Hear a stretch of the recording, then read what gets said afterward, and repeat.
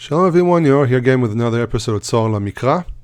I apologize for my nasal voice. I'm trying to recover from a cold, and I could not postpone this recording to a later time this week because I am going to be busy with exams, and I just had to make sure this recording goes out. So I apologize for my voice. As some of you might have noticed last week, I was having difficulty with my voice in general, and it ended up being a cold. So it is what it is. But again, I want to welcome you again to Torah Mikra. I want to say thank you to everyone for the positive feedback. The recordings themselves receive several dozen listens. But the fact remains that everyone that's listened to them up to now it's very positive. So I want to say thank you to everyone. Hopefully these recordings will grow more and people will be exposed. Sharing is caring. Don't forget to do that as well. And this week we have, this is going to be a very, very fun but yet roller coaster recording because it has some of the most controversial topics, because this week we are in Parashat Mishpatim, which is the first giving of a systematic description of laws. Up to now we've had bits and pieces here and there, some circumcision in Genesis, a little bit about Shabbat, 10 Commandments and everything. And now we actually have to go into actual laws. Now, this is not going to be a detailed study of every single law here, though I'm going to emphasize this. In the very near future, I'm going to be teaching in my Bible class, the Bible class which is on Sundays at 1:15 p.m. Eastern Time in the United States. I am broadcasting from Israel. And the broadcasts are on Sundays deliberately because people are a little bit more free on that day. And you can join this class, not expensive at all, highly detailed. I have a group there that's been with me from the beginning. People love it. And if you're interested, just contact me, hebrewinisrael@gmail.com. If you want to sample one of the classes, you can either request something specific, or you can also listen to several recordings I've done here, like, for example, the calendar discussion that I published 2-3 weeks ago.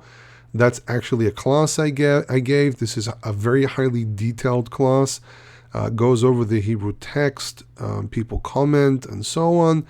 I think from the responses I get from people about these classes, I think it's really worthwhile because there's really no one offering something this detailed out there. But in any case, the class itself is going to have a series. When we reach it, it's going to be a series about biblical law. This is going to begin here with the 10 Commandments, and it's going to develop all the way into the end of Leviticus. This is going to be several dozen recordings. This is going to be recordings over a very, very long period. But no one has offered anything like this. So if you're interested, you should sign up very, very soon, because we're going to go into this in the next couple of weeks, God willing.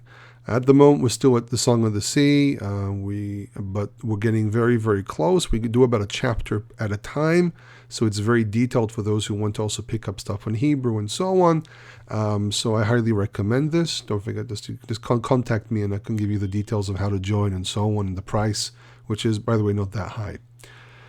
In any case, so first of all, the name of the parasha, Mishpatim, from the root shafat. These are basically the judgments, the laws which are passed down. A shofet, shapitum, which is the Akkadian term. And again, I have to be careful with using terminology from other languages, but here it seems to be that this term is very useful and really means someone of authority, someone who usually also functions as a regional governor, which kind of gives us insight about how law in the ancient world worked.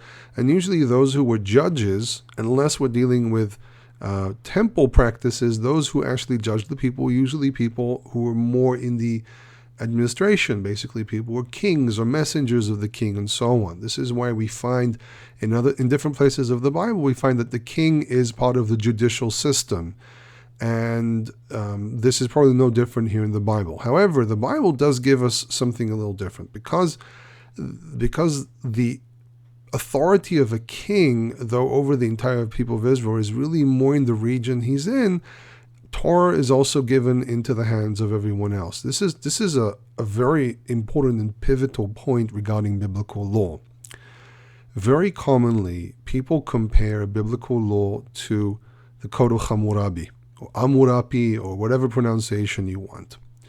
Now, I first of all ask a lot of people, how many people have actually read the entire Code of Hammurabi with notes and everything? Usually the answer is maybe 1 or 2, 3 people. So I actually spent about 3 months studying several sources that deal with these codes, especially one, again, by one of my favorite writers on ancient Near Eastern law, which is Professor Malur of the Haifa University. And he wrote a wonderful commentary as well about this, and he compares to certain biblical laws. And what's very interesting is when you actually go through the Code of Hammurabi, you actually notice that the number of laws that resemble biblical laws are very, very small and usually on very universal topics. But the point I want to make here is that unlike Hammurabi, who clearly receives a mandate to create laws, and that's, by the way, the whole idea of the image that you have. If you take the Hammurabi stela and you look at the top, there's an image of Hammurabi standing in front of his king, in front of his god, in front of Marduk, and he receives these symbols, this round item, and I think a staff, and he basically, he's not receiving the laws from the god, he's receiving a mandate to create laws.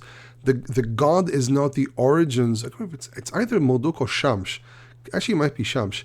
And Shamsh comes from the word Shapsh or Shemesh, which is sun.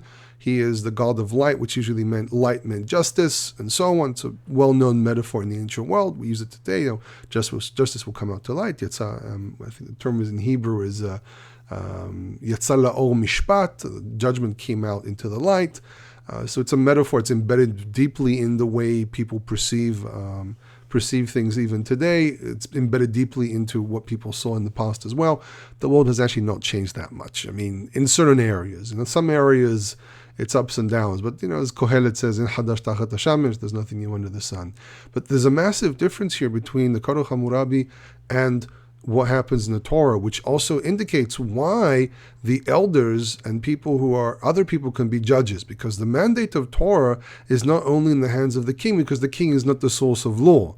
The king, together with the priests and the Levites and the elders, each person in his respectable place, are all part of the judgment, and also all of Israel are dependent on one another regarding the law. That if you catch someone breaking the covenant, it's the responsibility of the community to deal with this situation. Now, I know for a lot of people in the Western world, this reminds them of dark times and so on. And the answer is yes, because what people hold in the Western world is the liberal, cosmopolitan, whatever other term you want to use that people live by, based on Greek law. But the thing is that this is again part of the Western superiority, and it's a word I always have difficulty pronouncing, but the complex that they have with this of looking down on everyone else. And who says that the Western culture is the right one? I mean, seriously, think about it. We can't all be exactly the same. But again, obviously there's a balance you have to keep as well. This is a complex subject about clash of cultures in anthropology that I really don't want to go into, but you need to realize that there is a massive difference between how Westerners perceive things and how people in the East and the ancient East perceive things. And the thing is that a lot of Western philosophy, a lot of Western thinking looks down at everything that's not from Europe, everything that's not from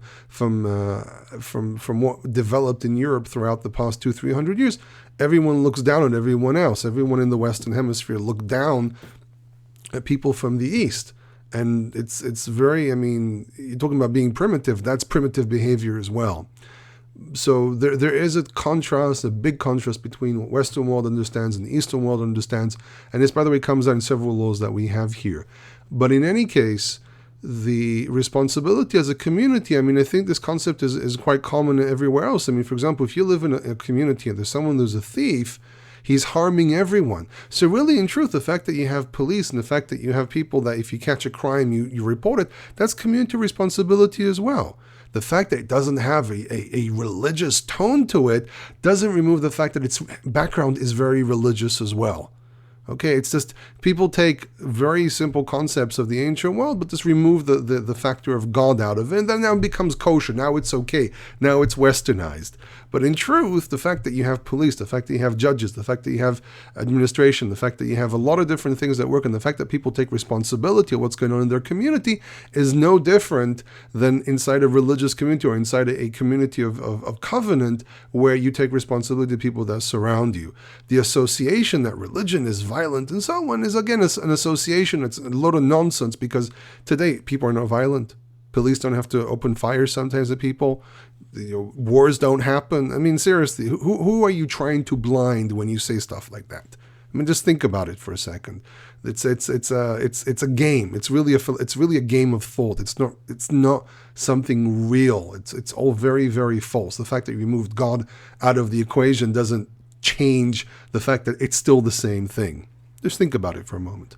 But in any case, going back to the Code of Hammurabi uses a lot of but one thing is that Hammurabi uses a lot of principles which are similar to the Torah, but also again very, very different. For example, so we have who is the source of law? Code of Hammurabi. It's actually the king himself. This is why the judicial system is really under the king. In the Torah, it's in the hands of everyone because everyone is in that covenant. And therefore, if everyone is in the covenant, everyone has responsibility. Anyone can become a judge if they show potential and knowledge. This is why, in many cases, elders who've been around for at least 40, 50, 60 years are people that can become judges because they've been around, they've seen the law practiced, they understand how things are done. And the king, obviously, as the person who's above everyone else, also things come before him, but it's not limited to him only. And then we have also priests and Levites as being the religious representatives or the temple representatives of the law as well, usually the ones who actually keep the Torah, the ones who have copies of the Torah and so on. So we see a big difference here. But then we also have an issue of how people are treated. In the Torah, everyone's equal. That doesn't matter who you are. I mean, people have been quoting this verse a lot. I'm paraphrasing, but one law will be to you and the stranger who lives amongst you, or the sojourner who lives amongst you. And this is, again, the difference. The law in the Torah is equality. It's equal to everyone. Everyone can be judged, even a king, even a high priest. By the way, this is one of the big stories about Yanai, one of the Hasmonean kings, also Herod. They were told, if you're a king and you believe in Torah, you can also be judged for your behavior or the deeds of your servants based on the fact that everyone in Torah is equal. Unlike, for example, the Greek king, the Basileus, who was above everyone because he is also the source of law and therefore can never be trialed. So again, a massive difference between Western culture and Eastern culture, at least at that time. Today, if a president does something, he can be impeached and trialed for what he did. But there's a big overprotection in Western culture over people who are community leaders as if they can do whatever they want. It's, again, a note regarding the world we live in today, because it's important to understand the massive difference between what we do today and what was done back then and how things are perceived. In the Torah is more into equality than any other law code in the world, probably even to this very day. Law codes today are I have relatives who are lawyers and friends who are lawyers, and they tell me the system of law is tries to balance between equality and truth, and it's a hot mess. It's a very, very difficult thing. And this is why sometimes certain laws have to be in absolutes. But again, we're not here to deal with the philosophy of law.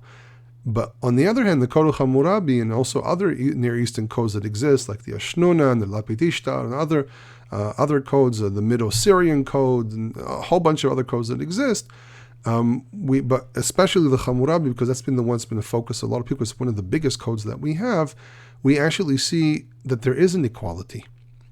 There's no equality. You belong to a caste system. You have nobles, you have free people, and you have slaves, and each person is dealt differently.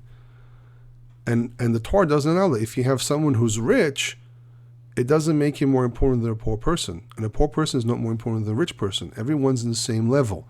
Servants or slaves, which we're going to deal with in a moment, because we're going to talk about slavery in a moment, are the responsibility of their owner, but they also have to take responsibility to what they're doing, because most slaves in in the way the Bible describes it, we're not really slaves. It's more of like a prison, but it's a prison. It's a bit more free than a regular prison because there are certain stipulations regarding how a person is enslaved and so on. But the fact remains that there's also a massive difference here regarding the caste system, which laws apply to whom. And then one thing that we do have, which is very common, is the Talion law. The Talion law, lex talionis, which is a Latin term or Greek term, which indicates the idea of equality. If one does something, he receives the same. So it's called the Talion law. What it means is that if a person does a certain deed, they receive the exact same level of punishment. But even in the Code of Hammurabi, it's not exactly the same. I think one of the more extreme and I think almost repulsive examples that we have is that if a person rapes the daughter of someone, that man's wife could be raped. And if he is married, and that's not, first of all, what do you think he gained from that? So really what they're talking about here is the concept of shaming. You shame this person, we're going to shame you. But on the other hand, what is the equality here? That person doesn't receive the punishment himself. But they couldn't create a law that said that man should be raped, because even in their world, that was a deed you don't do. So they were trying to find a way to humiliate the person, but yet not undo some other laws that exist. And this shows you how actually very different they perceived things. There were certain things which are similarities. Because, for example, in the Torah, if someone rapes the daughter of someone or rapes the wife of someone, there are different laws here. Raping the wife of someone, and I know people don't like hearing about this, but it's also been a lot on the news, by the way. This is why it came to mind, all these situations, the situations in Europe with everything happening in Sweden and Germany. But the thing that's very important is to realize that actually there's a massive difference in the way they perceived things. Because in the Torah, if someone commits a crime like that, if it's the humiliation of a virgin, then you pay for the humiliation. You avoid creating more humiliation. The Torah is avoiding the concept of humiliation. This is why, for example, a person is executed and is hung, you don't hang him throughout the entire day. You don't abuse the body. You hang the body as a sign of, this person committed a crime, but then you bury them. You take them down before sunset and you make sure they're buried. There's a certain level of respect here that you have to give even to a person who committed a crime. Even the Torah doesn't even stipulate how long the body has to be hung as well. So in Pharisaic Judaism, they even went into this whole thing of saying, you hang it for 2 seconds and you take him down. Why? Because there's a concept here of respecting. The person committed a crime that's a capital crime. Yes, understood. But he's dead. He's paid his due. This is more to, okay, people, don't do this stuff. This is why we're hanging the body, but there's no stipulation of how long the body has to be hung, as long as you take it down before sunset. And therefore, we see that the Torah takes a lot of respect towards people in general. It begins in Genesis 1, and it goes through the entire Bible. This concept that human beings should be respected. A very, very different mentality. Though people ask all the time about this whole thing of sometimes there's this really ridiculous video that's going around that shows these 2 Orthodox Jews in Israel, apparently, that are talking about the nations who will be our slaves and everything. Yes, there are people who believe this type of nonsense, but believe me, the majority of people don't. And when people say stuff like this, it has to do with discussions that existed 1,500 years ago, 2,000 years ago, where Israel was being enslaved and were abused by a lot of other nations. And the response was to tell these midrashim that say, in the future, we're going to be the kings. Which is something, by the way, that everyone did back in the ancient world. Everyone did this. The animosity between different ethnic groups was very, very high. So when people read material from 1,500 years ago, from 2,000 years ago, even talk about 300 years ago, 200 years ago, 100 years ago, even to this very day, you still see this stuff. But it's emphasized when it comes to Jews because it's really based in anti-Semitism. But when you look through the Tanakh, and you actually look through Pharisaic law, and the Pharisees understood this element, that there's a kindness towards other human beings, which affected, by the way, some of the philosophy of how to interpret things. We'll get to that in a moment. But we find this massive difference, because if you act upon something, you can't always give the exact same retaliation, because it's very difficult to keep this balance. But the Torah does, and the Bible does, believe in this concept of retaliation, or I wouldn't call it vengeance, but this response of punishment which is equal to the deed of the person. But so what we see here, just on these three principles, which by the way are very, very big principles, we see that there actually is a massive difference between the Torah and what we find in other law codes. This might require a more detailed discussion, which I might do separately when I'm done with exams, with actual examples from different law codes to show the difference between what is actually done here and what is done in the Torah.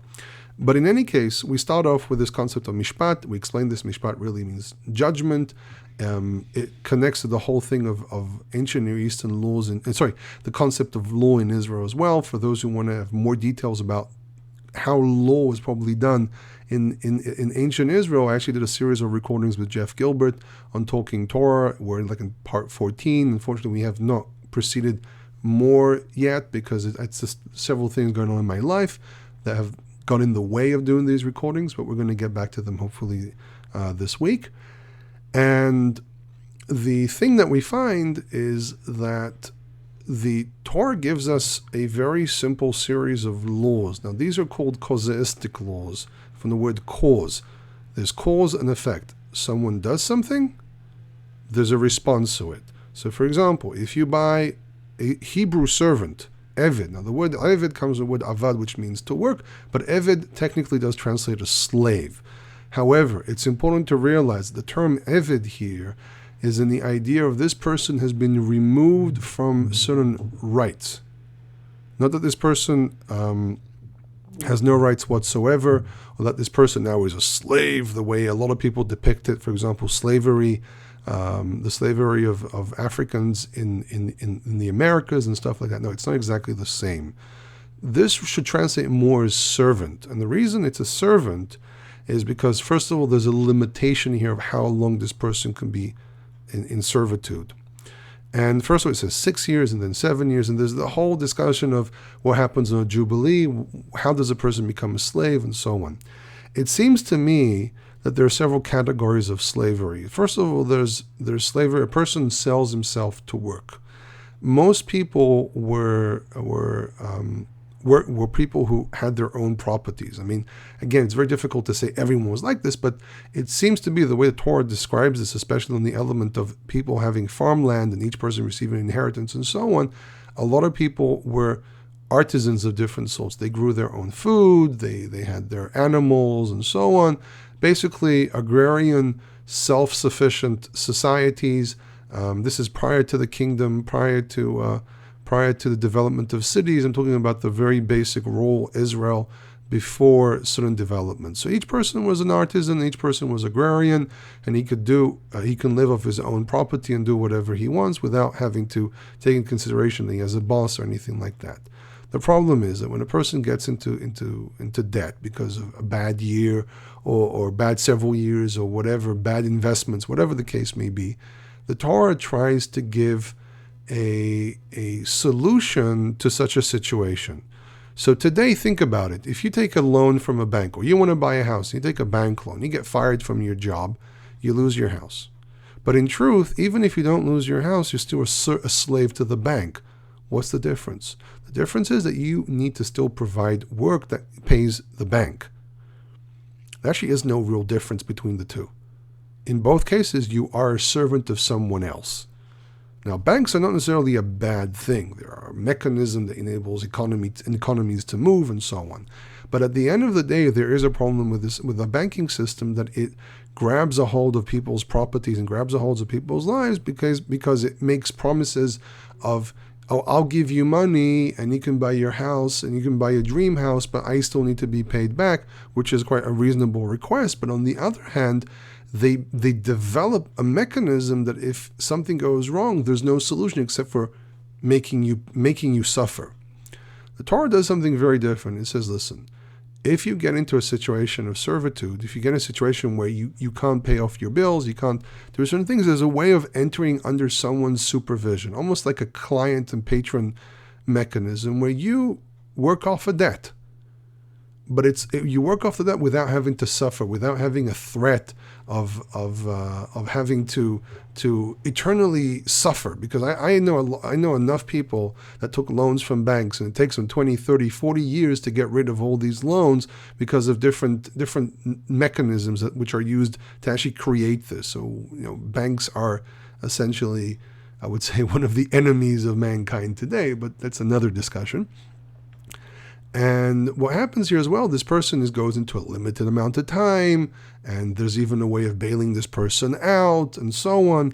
But the thing is that this is not slavery in the sense of someone goes out and kidnaps someone and then sells them on the market. No, this is probably several situations that exist. One situation is that a person, first of all, this by the way talks from the perspective of the person buying the slave or buying the server. This is not from the perspective of the person who reaches that point. And that's, I think, the question most people ask. What is the situation a person reaches that they become a servant or a slave? And the answer is either debt, so they sell themselves or members of their family. Yes, that also happened. That explains, for example, why does it say that a man sells his daughter? This is usually a young woman, and in many cases she was sold to make sure she has a better life. In many situations, this is why the Torah describes this, in many situations they were sold to get married. This was a way of making sure that she has a good life, that she's provided for. Because if the family gets caught into debt and they try to overcome this debt, they can get into a lot of serious trouble. So it's a way of avoiding these types of situations. But in any case, from the perspective of a person who becomes a servant or a slave, it's really several possibilities. One is reaching a point of debt, and this is a way of paying back a debt. You go to someone and say, listen, I'll be your servant, and you pay off my debt, and then that person's a servant for 6 years. One of the ideas, by the way, is that it's not necessarily has to be 6 years. Some people argue that 6 years is the maximum. The Torah is actually giving you the maximum amount of time a person can be sold for servitude. And really there's different limitations, like for example, on the 7th year, if it's a sabbatical year or a jubilee year, everyone goes free. There are several possibilities here that this serving term is much shorter, and what says here 60 years is the maximum you can take someone in. But in any case, the other possibility of someone is caught stealing. If you steal and there's a person is caught and he can't pay back what he's done, then it's like prison. You've committed a crime of such and such, you've stolen whatever, and we send you to a prison. But this prison is also, again, a very educational prison, because it means that you're going to learn the worth of the value of items. You want something, you have to work for it, not steal it. So there's actually a very strong educational element here. But whatever the case may be, this is also a mechanism that provides for people. A person who owes a bank money, the bank's not going to take care of him. The bank wants his money, and it will send you to prison or whatever it has to do, or take away all your items to pay them back. And no one provides you. No one takes care of you. Here, the mechanism is that you're going into the servitude or a serving of someone who actually is wealthy, or someone who has the ability to provide for you, and you are provided for. And that's one of the big differences here. So really, when people talk about the Bible promotes slavery, the answer is no. The Bible does not push the idea of slavery. When it comes to people who are not Israelites, people who are on the bigger market of slavery, then even there, the Torah really protects these people, because it says, if he strikes his servant, the servant can go free in certain injuries and things like that. So really, there's still a lot of respect towards the person as a person.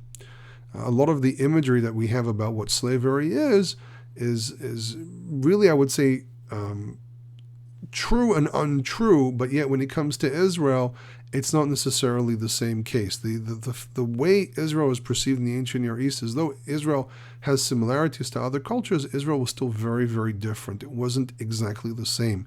They even to the ancient cultures, they were perceived as slightly different. They did see things differently. Then we have, for example, certain laws here which are known as now the word escapes me. There's casuistic laws, and then there's I don't remember what it's called now. It's basically type of absolute laws. And the idea, for example, says, Makeh ish vamet motimam. And the person who strikes a person and dies should be put to death. Basically, a person committed murder, it's execution. You have no respect to life. You don't deserve to be in the world of the living. However, obviously, if this was done by mistake and things like that. So really, we're talking about someone who's more, it has more of a sinister meaning, a person who is really more of a murderer in the sense of a person who planned it, and person who might even be someone who's done this before. So obviously, the lack of respect to someone's life is something that gives the person a ticket to, okay, you don't respect life, therefore you do not deserve to be amongst the living. And it's also a way of protecting society, because if someone committed a murder, pre-planned murder, I know there's a term for it, I can't remember what it is now, this person could be a danger to society in general, and therefore this person is removed. I know a lot of people talk about, we don't want a death penalty anymore, and since the 1700s there's been a lot of outcry against death penalty, and I think there are situations where, yes, maybe the death penalty is too much, but I think that there are types of people who are just dangerous to society. They're dangerous to everyone around them, and to protect the majority of people, you sometimes have to do things which, with all the discomfort and dislike and the respect for life and so on, respecting life sometimes is doing what seems to be a disrespect to life. But at the end of the day, this person has committed murder, or he's dangerous to everyone that surrounds him, and therefore, what do you do with dangerous people? You can't just put them in a prison. What do you think you're gaining by doing that? Okay, people say, they're gonna come out better people. As a statistic, the majority of people who commit murders, it depends. There are different situations, but there are types of people that are repeated felons, and they repeat the felony because they're just this is who they've become, and they'll continue being like this for a very, very long time. Again, there are complexities regarding the subject which this is not the place for it, but as you can tell, I am not against the death penalty, because I think there are situations where there's really no choice. You have to remove this person from society, and putting someone in prison is a waste of money and a waste of time, because this person is not going to learn anything. I know that the whole idea of prison is that you maybe teach this person, remove that person's freedom, and maybe they'll learn something, but there are situations where, quite blatantly, they will not learn, period. Then we have we have a series here. If someone does something, they receive a certain punishment. Sometimes even the level of equal, basically we call Italian law. But for example, we have a man who steals another person and sells him, and it is discovered. This is verse 16. That person is put to death. Why? Again, lack of respect to a person's life. Stealing someone from the world is, again, putting that person into removal from the world, removal from life. You can see that people, by the way, the whole idea of stealing someone's kidnapping is really, again, this was usually done to sell people as slaves. You see the Torah, this sounds a little extreme. What do you mean kidnapping? So you execute this person. But the point is that this is, first of all, in many cases, kidnapping of probably in many cases of children and girls and stuff like that, which is very heinous to most of us. But also the thing here is that you see that the Torah treats this idea of kidnapping and selling in a very, very, very harsh way. So it shows you the objection the Torah has to practices like this. The whole slavery market of kidnapping people and selling them. The Torah clearly objects to this. And in many cases, people who were sold as slaves were kidnapped. Though you have people who were sold as slaves due to war, people who were surrendered or were defeated in a battle, and they were taken as slaves. That's already something else, another subject to be dealt with maybe at another time. But then we really have the probably one of the crown jewels here of probably one of the biggest debates between Rabbinic Judaism, we call it Karaite Judaism, regarding an eye for an eye, tooth for a tooth. I'm going to put on the table exactly what I think about this. I think that the argument itself is not only very intriguing, but actually gives us a lot of insight into how people perceived law, 2,000 years ago. In the academic circles, and I need to already put an apology here from the get-go. This is the way I'm going to treat this is going to be relatively neutral. However, I'm going to take the stance of Rabbinic Judaism and then the stance of what we'll call literalism. I don't want to call it Karaism because Karaism by itself has its own issues. But the thing is that it gives us insight to the influences of the outside. So as we said, the thing is that we find this concept of a balance of keeping, if someone does something, they receive something similar. And there are a few examples of this. For example, nations that enslaved Israel will become servants of Israel. We have this in a few places in the Bible, but again, this is not slavery. It's more of an issue of surrendering to Israel. They want to assert power over Israel.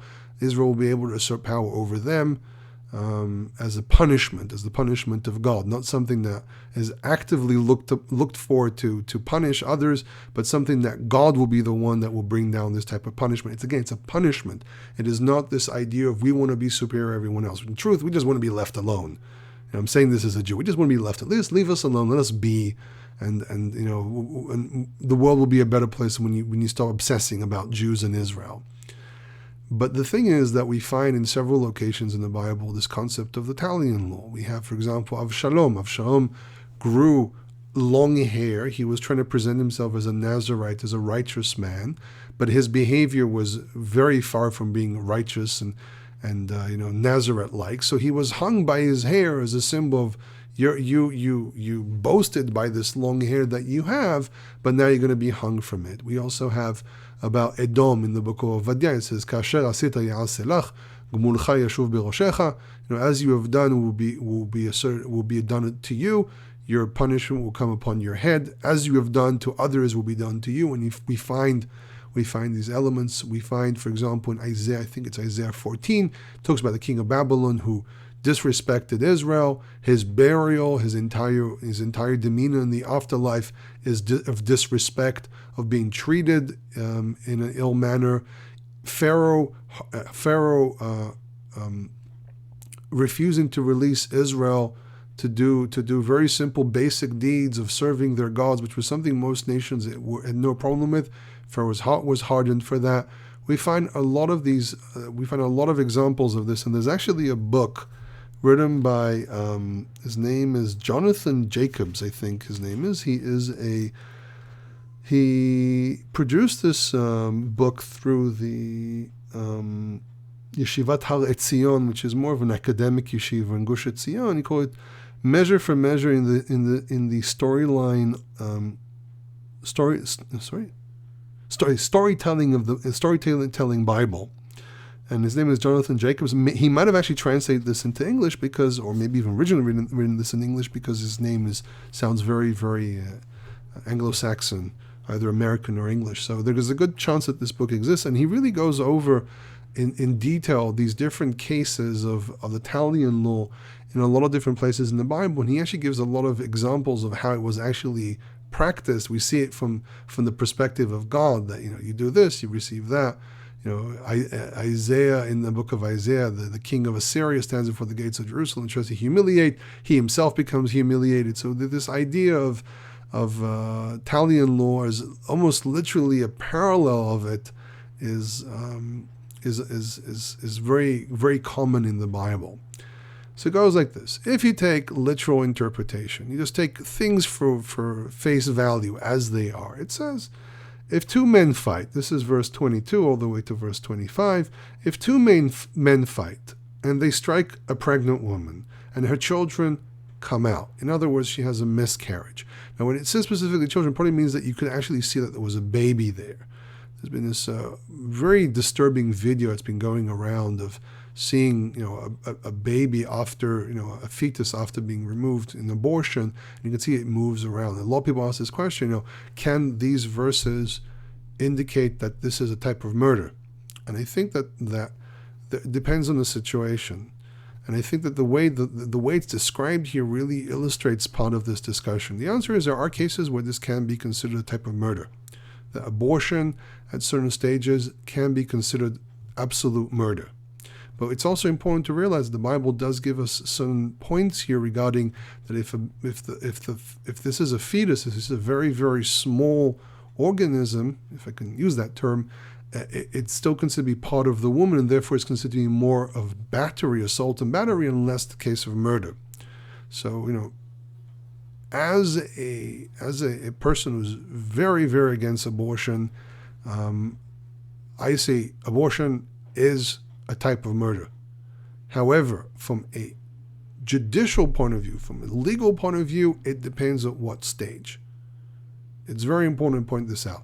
The active idea of going and doing abortion to me is horrible, is forbidden, and I've talked people out of doing this. There was one time I even went on the radio in public, and I was talking with this. We were trying to convince this girl not to do an abortion.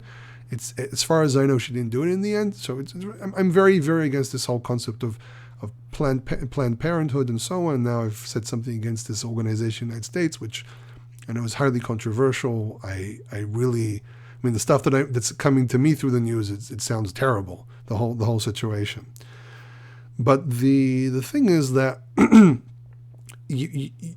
not every case of abortion can be considered as murder from a legal point of view. And this is why I said you have to apologize. I'm going to be presenting this from different points, which are very, very important. But there's another very important thing here. You got pregnant, that means you're not responsible.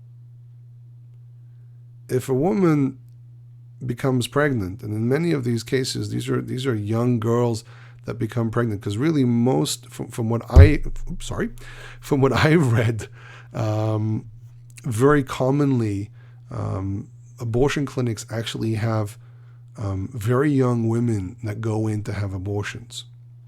We're not talking about women in their 30s and 40s, or women in their mid to late 20s and 30s, people which are a lot more responsible if they become pregnant and they make a decision to abort the baby because of whatever reason it might be. In many cases, these are kids. These are teens. These are very, very young girls that are just not responsible. They're not responsible. This is why in our society, if you want to do that specific dance, you do it when you're married. And there's a reason for it. Because there's a good chance you're going to become pregnant, and then what do you do? What do you do? You're gonna abort. Think about yourself. You're gonna abort. How would you feel if people told you, "Oh, you were almost aborted"? How would that feel? Unless you're a melancholy, sick person, you're gonna say, "Crap, I don't want that." Excuse the word, but that's what most people would. That's one of the softer words would go through people's heads. But from a very dry, very, very super dry perspective of law, it depends when. It really, truly depends when. Because if a person is a judge and he has to deal with a situation like we have here, the children come out, which means they are aborted, but there's no ason, there's no death. Now, death here, ason means a disaster, but it can mean death either of the woman or the babies, which means the baby is either too small to really be considered a person, or is old enough to be born. The situation is in the middle. And what happens here, so the person goes, it says, V'natan b'flilim, he files a lawsuit, palal. There's going to be a recording about prayer. There's a connection between prayer and judgment and so on. I'll explain that in that recording. So, but the person can be punished. It says anoshi anish. There's a punishment of some sort or another. In probably many cases, money, maybe even some flogging, but probably mostly money. But it says, V'im ason yeh natata nefesh tachat nefesh. But if there is a disaster, if there is someone dies here, you put a nefesh tachat nefesh, you put a soul under a soul, or spirit under a spirit. This is basically a case of someone died. Now, what's interesting, I doubt if this really relates to the woman herself, because the focus here is a pregnant woman, and therefore the focus has to be on the babies themselves. So we have this window after a certain point that a child or a fetus is considered to be an actual person. There's no question here that something came out. Yetzu yeladea, the child comes out. Okay?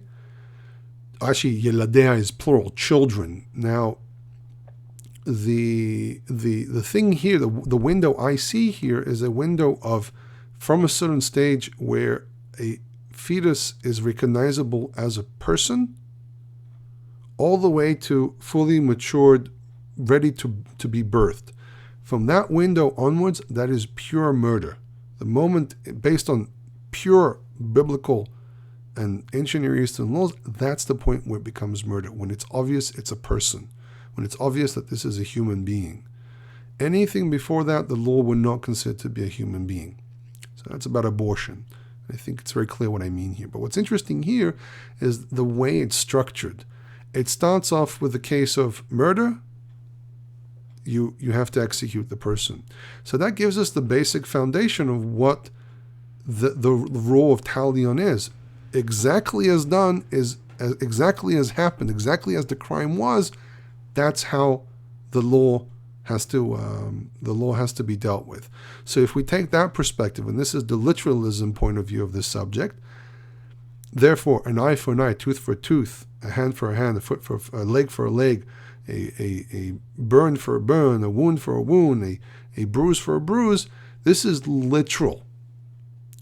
If we take the casuistic law in the beginning, okay, which is the law that gives us examples of what happens, and it bases it on a case, and that case mechanism indicates that it's literally what is done here is done here.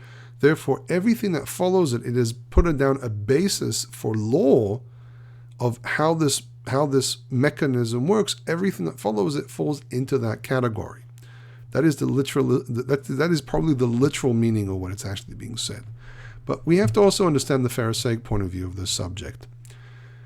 The Pharisees understood something which I think most people who deal with law understand as well. But what about different situations? What about accidents? What about a person that has only one hand? What about, this was not planned, this happened through a struggle. Something that there are different variants here, different situations that can happen. What do you do then? Can we take the law and face value and say everything is black and white? Obviously not, because if we're dealing with cases here, especially that this law, this absolute law is adjacent to a case, which indicates that there are differences. One may understand that it depends on the situation, that the last part of this text relates to that specific situation, but it also relates to what happens before it.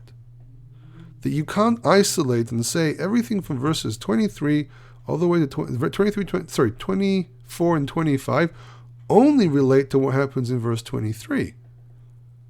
That will be incorrect. And you know what? That's very true. Because this is adjacent to also a casuistic law, to a case of gray areas. If this happens, if that happens. So it seems to be very natural to interpret based on this point of view that an eye for an eye, a tooth for a tooth, yes, but depends on the situation. If something was done deliberately, then yes, an eye for an eye, tooth for a tooth. If something's done by accident, judgment. You go in front of a judge, the judge makes a decision. What is the penalty that this person is supposed to receive? Now, what's interesting, by the way, is that there was a commentator, actually he was one of the greatest sages of Ashkenaz, the Gra, the Vilna Gaon, or Rabbi Eliyahu Landi of Vilna. And in his commentary, which is a commentary that most people don't know about, but he has a commentary known as Aderet Eliyahu. And in his commentary, he says that there are situations, especially in extreme cases, that you practice the law of Torah as is, in the sense of an eye for an eye, tooth for tooth, literally. But he points out that this is in extreme cases when it is necessary. So we even find inside Pharisaic Judaism, or inside Rabbinic Judaism, because Pharisaic Judaism is one thing and Rabbinic Judaism is another. Obviously there are strong connections between them, but these are they're considered to be slightly different concepts. It's not that simple and straightforward. But what's interesting is that he points this out, that somewhere inside rabbinic law, there is an understanding that this can be taken literally. And this is probably how I think really they understood this. The law itself, as I said, the law itself is adjacent also to a casuistic law. It's part of an entire structure. The Talian law exists, and if someone does something, they are supposed to receive as they have done. But that's only in deliberate and probably very violent cases. But in cases where accidents happen, you're in a car accident, it might be that person's fault, it might not be, it might be several factors here. You have to take these things into consideration. Why punish an innocent person? The Torah itself says if someone commits a murder, not removal of limbs, someone commits a murder, but it's by mistake, he is still considered to be a murderer and can be killed by the members of family. The Torah doesn't, here in our parasha, doesn't expand on this, but you can take those, that person can be killed by members of family, pending also on a trial, by the way, because a person can commit a real murder, a planned murder, and run away to one of the refuge cities and say, oh yeah, I'm hiding here, and no, there has to be something checked. You have to check if that person really is telling the truth and so on, if there are witnesses, whatever it might be. But still, inside that situation, a person can be killed. But the Torah gives this place here for a person who does something as an accident, a place to escape. Yes, the Italian law stands. Murder, execution. But in gray areas, it gives that person option out. And I think that type of philosophy is what stands behind Pharisaic/rabbinic understanding of this text, that there's always this window that you can pay someone for such a punishment. By the way, a very interesting note, in ancient Near Eastern codes, in situations like this, in many cases, there's a currency payment here. There's actually monetary compensation for such a situation, and not the necessary removal of limbs and so on. In some codes, removal of limbs usually was the nose or the ears is more of a sign of humiliation and not necessarily, oh, you remove this person's nose, I'm going to remove your nose. That's not what they did. But what's interesting here is that actually there seems to be a very clear way of reading this text differently than what most people see, because it's presented in a very black and white way. It's either literal or monetary. And really, the truth is, it's probably somewhere in between. There are cases where it has to be done literally, and there are cases where it's monetary. And I think that really originally, that's how it was perceived, and people kind of remembered only part of the law. So some people went one way, some people went another way. But I did say, I want to say a note about the Pharisees. The Pharisees tended to soften the blow. The Pharisees tended to soften certain blows. This is something I heard from Dr. Gira Kochavi, because we were talking about the different sects in Judaism of the Second Temple, and we're talking about the Pharisees. And one of the things I point out is that when you look at the Pharisees tend to be softer. They tend to have more of a humanistic approach towards people, something I would say very Western. But the thing is that it's quite possible that what they were actually presenting here is more of one side of the law that they remembered versus, say, the Sadducees. And we don't know much about what the Sadducees say, but say the Sadducees, because I don't want to say carrots, I want to talk about the historical discussion from then. That's where it actually began. If the Sadducees didn't truly believe in this practice, then we're looking probably at a split in memory of law and not necessarily misinterpretation. The tendency to be very judgmental towards different people and different groups, but in truth, I think it's important to sometimes realize that things fall in a lot of gray areas. There are many, many, many laws here that we have not discussed in this parasha. There's a lot of stuff that has to be discussed here. There's some grammatical questions here. For example, an ox rams another ox, and it says, oh, the dead ox will be to him.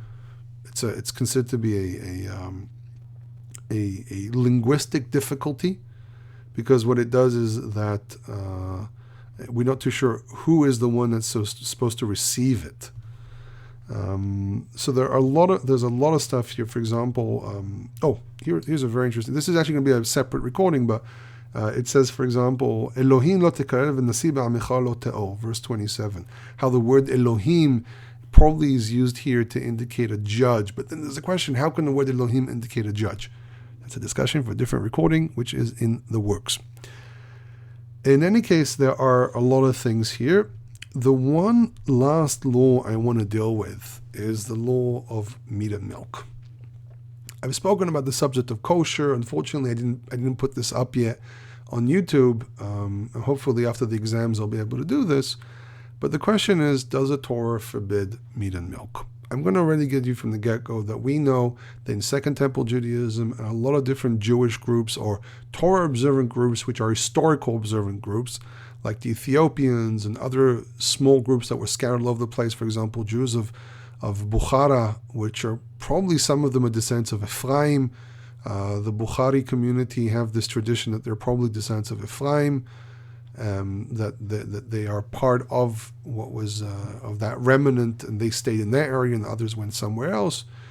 And a lot of these little groups, which are inherently more Jewish or less Jewish, each group is a little different. The Bukhari, for example, are more Jewish, but some of their practices are very unique. Ethiopians, for example, or you can say are less Jewish in the sense of practicing Judaism, but yet still Torah observant, and they've actually been asking to try to contact some of the community leaders to speak with them about their practices. But that hasn't happened. It's a little difficult to come in contact with certain people. They're very shy, very kind of closing to themselves to some degree. And I've tried, but they're very suspicious sometimes. So I have someone who's a contact. She wants to help, but it's first of all convincing them that my intentions are good. That my intentions are to help them to be positive and try to support. But in any case, the thing is that all these different groups don't eat meat and milk. Even Karaites won't eat meat and milk. Samaritans don't eat meat and milk together, which I find to be very, very intriguing. The only people who are Torah observant who do eat meat and milk are what we can call Neo-Karaites or Karaite-like people, which is very interesting. You look at all these historical groups, and none of them will eat meat and milk in any form, shape, or way. The Ethiopians would eat chicken and dairy. The Samaritans, not really, as far as I know. There could be some influence from Second Temple Judaism on both groups. It's possible. But what's interesting is that we find a lot of groups avoiding meat and milk in general. Now, the context here in Exodus, and it appears twice here in Exodus and then once in Deuteronomy, the context here is obviously ritualistic. So the documents that were found in Ugaritic or Ras Shamra, which is a very, very, very important tablets, maybe mention this idea of a fertility ritual where they sacrificed a kid in its mother's milk, a lamb in butter. And it's possible, but even without that text, the context here, which is obviously a temple context of the sacrifice, the feasts of the feast of the Torah, it goes here through the three feasts: the Chag HaMatzot, Chag HaKatzir, and Chag HaAsif, which are basically Chag HaKatzir is the harvest, which is obviously Shavuot, and Chag HaAsif, which is the gathering of the fruits and everything, is obviously Sukkot. That's when you really finish gathering everything else, and it really focuses your Lo tizbach al hametz dam zivchi. You will not bring. You will not sacrifice my sacrifice on the blood of my sacrifice on leaven, and you will not leave the better parts, because chelev is not fat. It includes fat, but also includes other things. Excuse me. You won't leave it until morning. The first fruits of your land you will bring to the house of the Lord your God. And here's the parallel. You will not cook a kid in its mother's milk. There's a connection here between first fruits and kid in its mother's milk. Obviously, the same idea of if there's first fruits, there's also first animals. Remember that I think it's the end of Numbers, it mentions the whole, either the end of Leviticus or Numbers, I always forget which one it is, that indicates the idea of every 10th animal you bring, but there's also the indication of the first animal that needs to be redeemed. There's a lot of these little connections. So obviously the concept here is ritualistic, even if we didn't have the inscriptions from Ugaritic. However, it's also important to point out here something else. In Deuteronomy, it repeats the law, but it repeats the law in the context of the dietary laws. And therefore, I think it's very clear that this law is not connected just to ritualism. It actually has to do also with taking things which are forbidden due to pagan and forbidding them in everyday life. It's like, for example, if someone has, if there's a practice that is obviously from pagan and it's done specifically in temples, you can't import this practice into your everyday life. It's forbidden. This thing is associated with paganism and therefore is forbidden. Without the discussion of, what about things which resemble Torah and what other nations did, that's another discussion. Again, a lot of details to discuss here. But what's very clear is that the Torah forbids a kid in its mother's milk, which is obviously the ritual itself. The Ras Shamra inscriptions give us some insight to this practice in general, and it's very clear that if someone would sacrifice a firstborn youngling goat or lamb, usually the milk would come from the mother's vicinity or from the mother herself. So it's talking a lot into the reality of what people actually did. The question that's raised here is similarity to this pagan practice. How do you know that this milk and this kid are not, this is not his mother? And things like that. And by the way, that's the logic the traditional Karaites use. They say we don't necessarily have the ability to know. But then there's another question of resemblance, if something resembles something else. If I take a steak, or if I take a shank of a lamb, and I decide to make a recipe that contains milk, and my neighbor walks in, or neighbors know that I make a dish like this, it can create a problem of maybe mistakenly thinking that this person is breaking Torah by cooking in its mother's milk.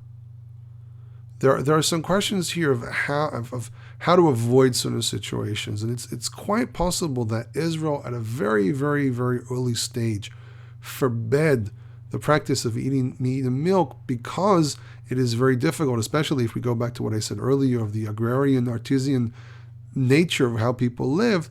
There was no way of avoiding this because most of the time, if you had younglings like this, the milk would come in some way or another from the mother. Just as a reality, because people would have, if you were very rich, you had several hundreds. If you were poor, if you had a small herd, it would be 10, 15, 20 animals. And you store your milk together, and therefore there's a good chance that anyhow you'll break this law.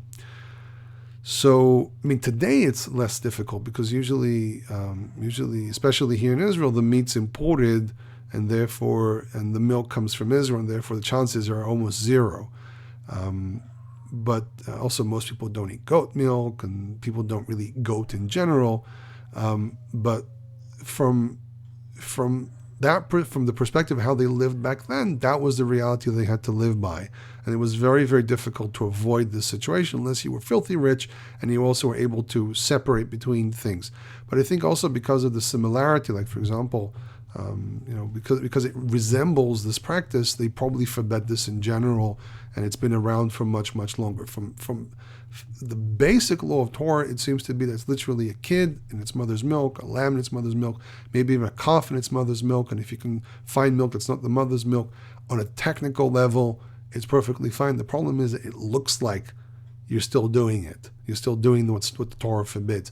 And that might have created, especially in traditional societies, it might have created a practice that avoided doing this in overall.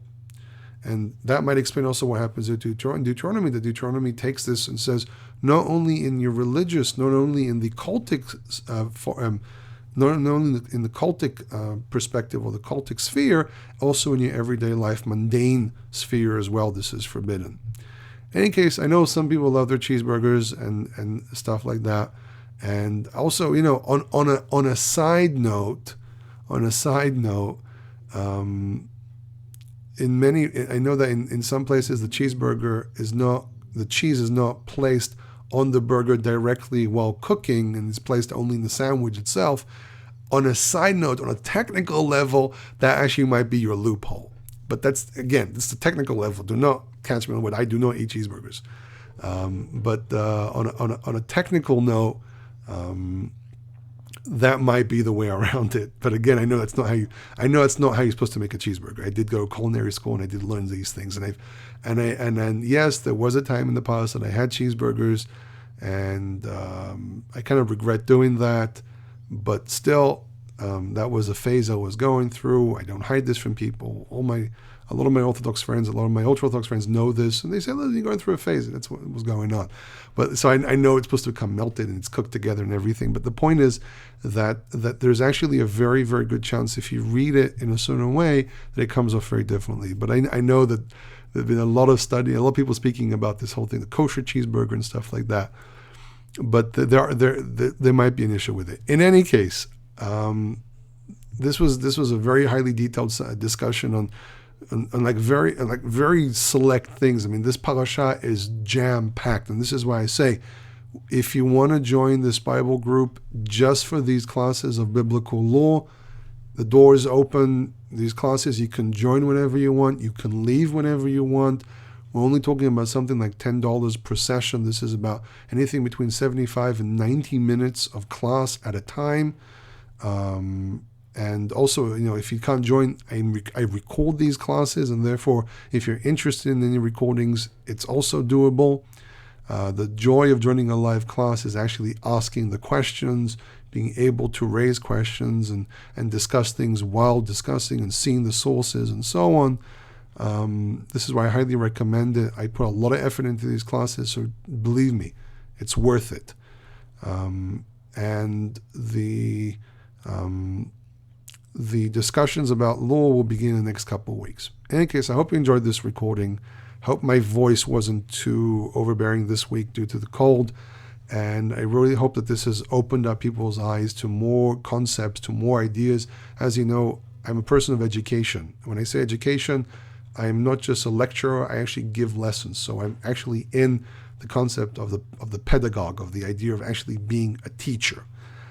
So my perspective is always to encourage students to know more, to learn more, to understand more, to always develop what they know, and always strive forward and to help the student push forward to succeed. So here I want to present perspectives, present ideas, points of view that probably are not discussed enough out there, because everything's presented from the very black and white perspective.